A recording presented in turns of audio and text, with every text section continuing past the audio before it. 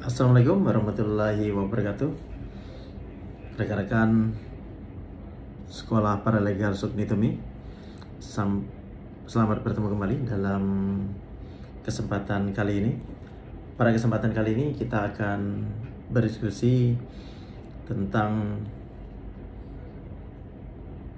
upaya keberatan ya, atas putusan gugatan sederhana. Rekan-rekan paralegal yang saya hormati, kita tentu sudah mengetahui adanya satu jenis gugatan dalam satu perkara yang diajukan terkait dengan cedera janji atau perbuatan melawan hukum dengan nilai gugatan material tidak lebih dari 200 juta rupiah, dan untuk itu Peraturan Perundangan Indonesia menyediakan satu pengadilan yang akan mengadili gugatan yang kita ajukan tersebut dengan nama gugatan sederhana. Dan tentunya kita ketahui bahwa sepanjang gugatan tersebut memenuhi persyaratan gugatan sederhana, yakni perkara yang memang tidak diatur secara khusus dalam peraturan perundangan, penyelesaiannya dilakukan di pengadilan khusus, dan juga sengketa atas tanah ya, yang tidak dapat dikategorikan atau tidak bisa masuk sebagai gugatan sederhana. Nah, lalu selanjutnya upaya apa yang bisa dilakukan oleh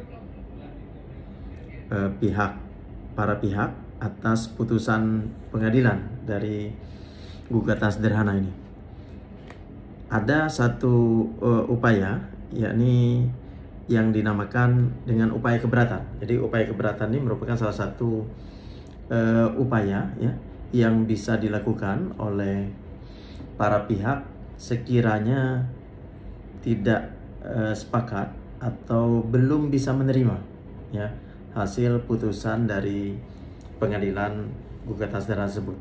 Keberatan tersebut dapat diajukan pada ketua pengadilan dengan tentunya menandatangani akte pernyataan keberatan di hadapan panitera disertai dengan alasan-alasannya. Jadi apa alasannya mesti kita ungkapkan, mesti dituliskan dalam belangko yang diberikan oleh panitera.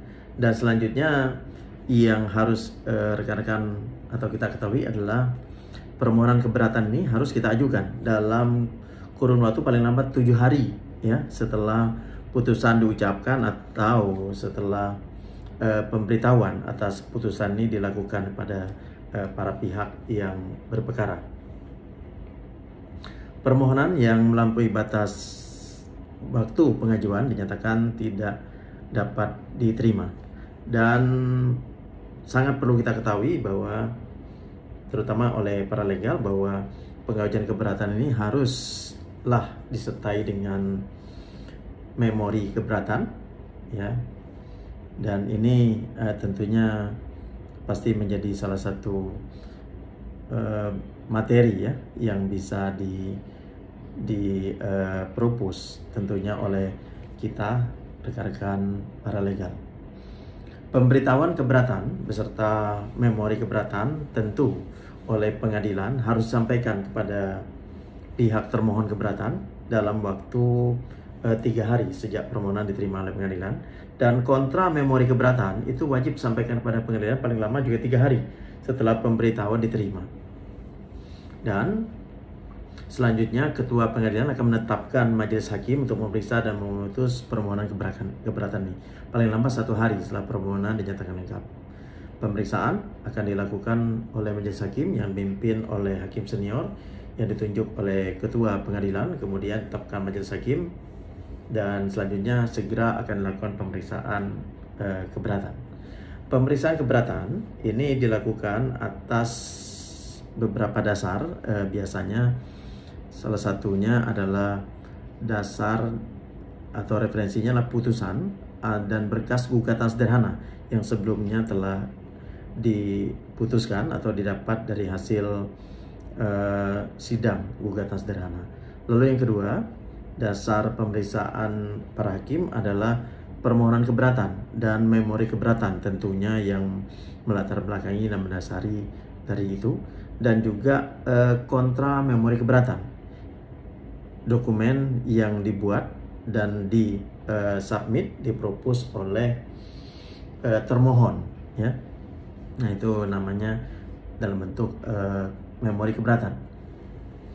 Pemeriksaan selanjutnya akan dilakukan oleh majelis hakim oleh hakim senior, dan putusan terhadap keberatan ini harus diucapkan paling lambat 7 hari ya setelah tanggal penetapan majelis hakim.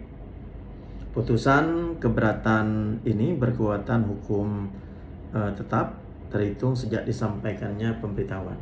Dan yang menarik dan perlu diketahui oleh teman-teman bahwa putusan keberatan ini merupakan putusan akhir. Jadi tidak ada upaya hukum banding, kasasi, bahkan peninjauan kembali. Ya, jadi ini sudah merupakan putusan akhir, dan terhadap putusan tersebut artinya tidak dapat lagi diajukan keberatan.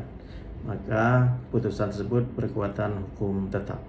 Putusan yang sudah berkekuatan hukum tetap ini selanjutnya harus ya dilaksanakan secara sukarela eksekusinya, dan jika putusan tidak dapat dilakukan secara sukarela, maka dalam ketentuan hukum acara perdata ya berlaku bahwa dapat dilakukan dengan upaya paksa.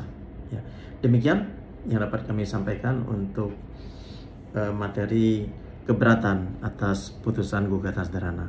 Wassalamualaikum warahmatullahi wabarakatuh.